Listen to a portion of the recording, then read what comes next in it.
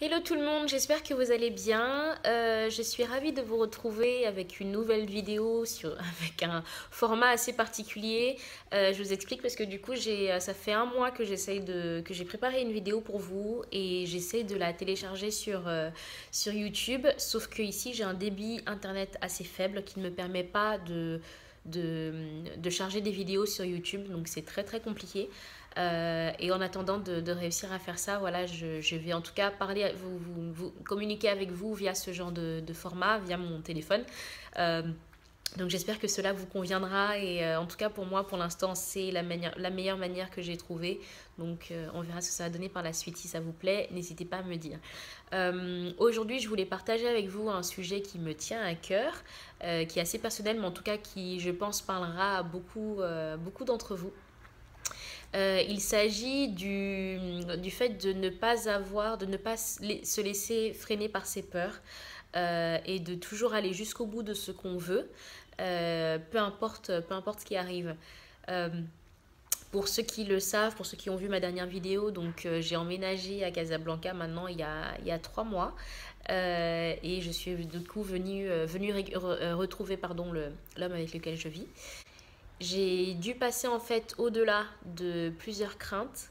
Et la crainte principale, c'était de retrouver du travail en entreprise. J'ai été, comment dire, en France, du coup, j'ai travaillé pendant plus de 10 ans en entreprise jusqu'à me mettre à mon compte.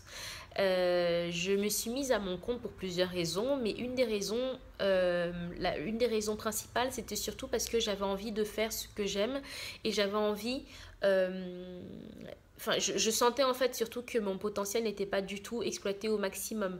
En France, je trouve que on a beaucoup trop tendance à mettre les gens dans les travailleurs dans des carcans, pardon, dans des boîtes, dans des cases. Et c'était quelque chose vraiment qui me sortait par les yeux. Je ne supportais absolument plus ça. Dans l'entreprise dans laquelle j'étais, je n'avais pas la possibilité d'aller au-delà du poste que j'avais, alors que j'avais tout à fait les capacités, j'avais le background pour ça, j'avais les diplômes pour, j'avais le potentiel pour, sauf que du coup, bah, c'était tellement cloisonné, tellement hiérarchisé que je ne pouvais pas aller au-delà. Donc, je m'étais totalement retirée du monde de l'entreprise pour créer moi ma propre société et être totalement indépendante. Pardon, pour être totalement indépendante et faire ce que j'aime et exploiter mon potentiel au maximum. Depuis le jour où j'ai quitté le mode de l'entreprise, en fait, je me suis rendu compte que du coup, je n'avais plus aucune limite dans tout ce que je voulais faire. J'avais plus aucune comment dire, j'avais toujours des appréhensions, mais en tout cas, je n'étais plus limitée par personne. Euh, j'ai réussi m'intéresser à énormément de sujets, à parler d'énormément de sujets, à rencontrer des gens, à repousser mes limites, à repousser mes craintes. Et c'est quelque chose que je n'avais absolument pas du tout envie d'abandonner. Absolument pas. Euh, en arrivant ici, bien entendu, j'étais obligée de chercher du travail, bien sûr, parce que du coup, bah, mon métier de base, comment dire, mon activité de base, je ne pouvais pas l'exercer ici, en tout cas. Je devais trouver un travail, j'avais envie de trouver un travail, mais je n'avais pas forcément envie de retourner dans le monde de l'entreprise. Bon, je me suis dit, écoute, c'est pas grave, essaie de voir les opportunités que tu pourras avoir ici. Il y a une chose qui est vraiment remarquable au Maroc et dans d'autres pays aussi, mais en tout cas, qui est très forte ici, c'est qu'il y a un réseau énorme et tout se passe par réseau principalement.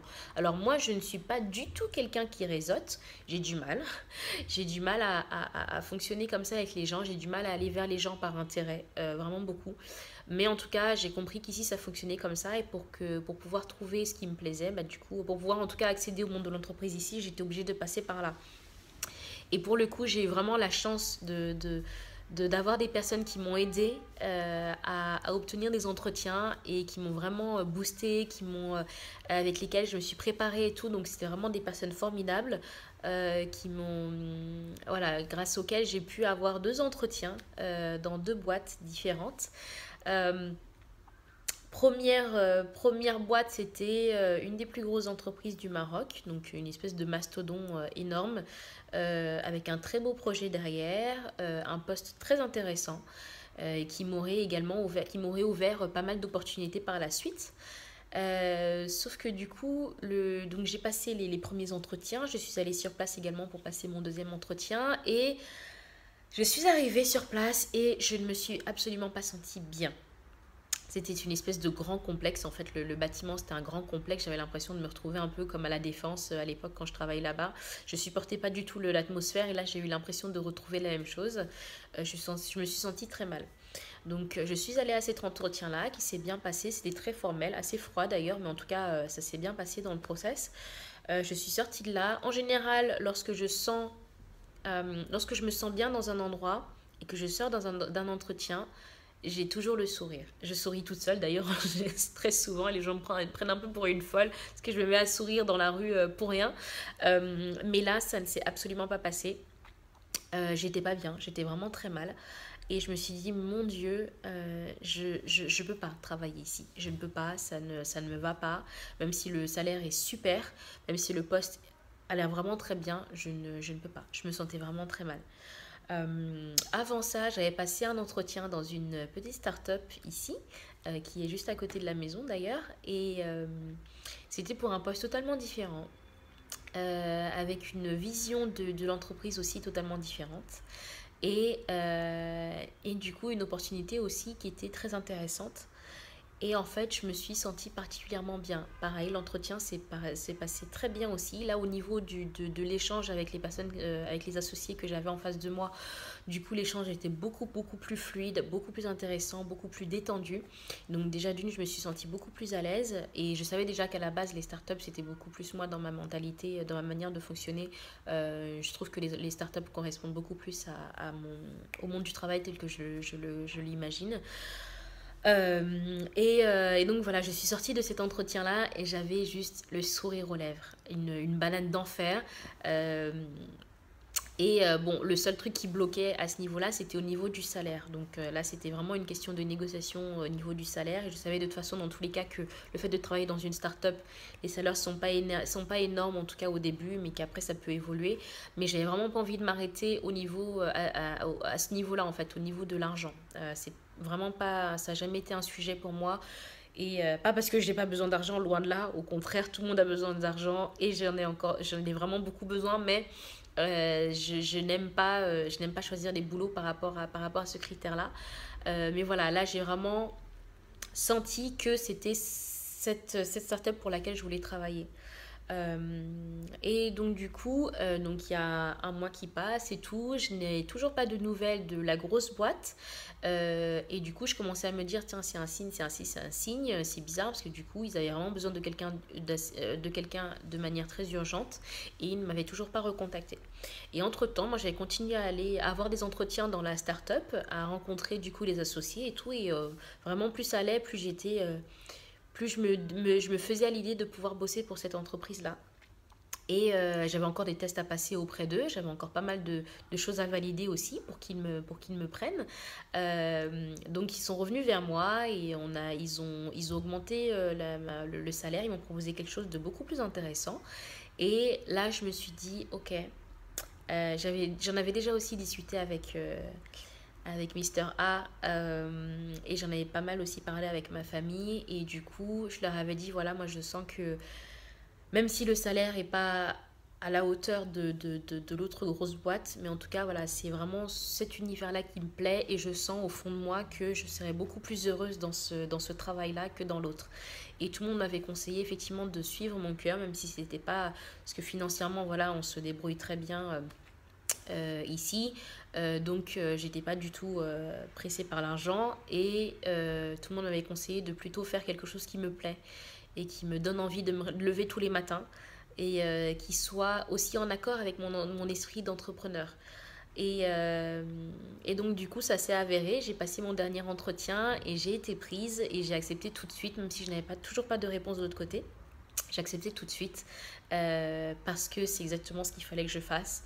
Et je suis particulièrement heureuse en fait d'avoir suivi mon instinct, d'avoir également écouté le conseil des autres, mais en tout cas mon instinct me disait de me lancer là-dessus. Et du coup, bah, aujourd'hui, j'ai commencé à travailler ce matin.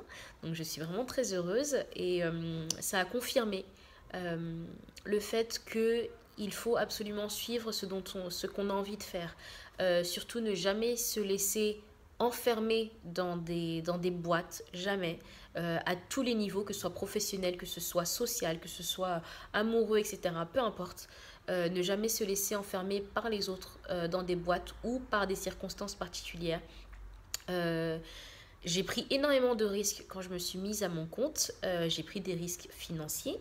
J'ai pris des risques sociaux aussi, parce que du coup, ça m'a coupé d'un monde, du monde de l'entreprise qui est un monde aussi très social, qui nous permet de sociabiliser.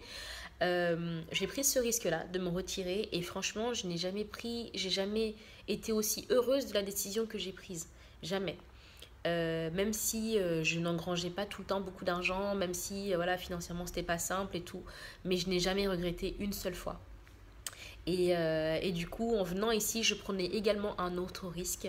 Je devais également repousser mes craintes, repousser mes limites, m'adapter aussi à une culture que je ne connaissais pas, à une manière de travailler que je ne connaissais pas, à des gens que je ne connaissais pas. Mais je ne me suis pas du tout arrêtée à ça. J'avais un objectif en arrivant. Je me suis dit, ok, il faut que tu te trouves une activité, quelque chose qui te plaît, quelque chose qui te donne envie de te lever tous les matins. Et c'est ce que j'ai fait grâce à des gens, au réseau qu'on avait, aux personnes qu'on a pu rencontrer. Je ne suis pas quelqu'un qui réseaute particulièrement parce que j'ai du mal à aller vers les gens par intérêt. Mais ça m'a vraiment beaucoup aidé parce que c'était des amis qui nous ont aidés de bon cœur. Et voilà, j'ai eu aujourd'hui ce que je désirais et j'en suis vraiment très heureuse. Et donc, du coup, j'ai toujours été une partisane de... J'ai toujours fonctionné, en fait, en me disant que, bon, s'il y a une porte qui se ferme, c'est pas grave, regarde la porte d'à côté, je suis sûre qu'elle va s'ouvrir. Et en général, bah, c'est ça. Quand j'ai toujours le fait d'écouter ses pressentiments, son intuition, c'est souvent ça. Vous avez souvent plusieurs choix qui s'offrent à vous. Vous avez souvent des choix très très simples qui s'offrent à vous. Vous dites, ok, bon, bah, je vais aller là, c'est très safe, je ne prends pas de risques, etc. J'y vais. Mais attention à ce qui se passe derrière. Attention, est-ce que c'est vraiment quelque chose qui vous plaît? Est-ce que c'est quelque chose qui vous donne envie d'être une meilleure personne? Est-ce que c'est quelque chose qui vous donne envie de vous lever tous les matins, etc. Et il y a d'autres portes qu'on ne voit pas souvent ou qu'on n'a pas envie de voir parce qu'elles sont beaucoup plus difficiles à atteindre, qu'elles sont beaucoup plus difficiles à ouvrir, parce qu'on doit passer outre des craintes, passer outre des difficultés pour arriver à ouvrir ces portes-là.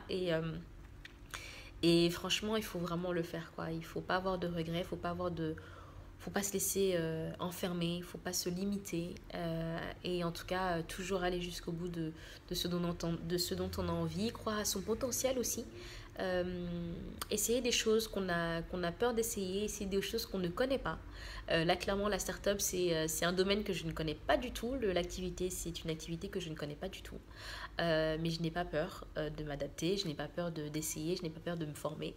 Et je sais ce que ça va me donner derrière, je sais que ce sera que du bonheur. Voilà. Donc j'espère que cette vidéo vous a plu. Je voulais pas la faire trop longue pour éviter de vous ennuyer.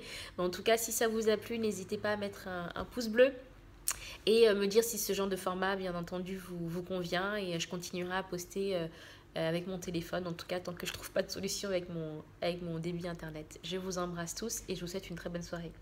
Bye bye.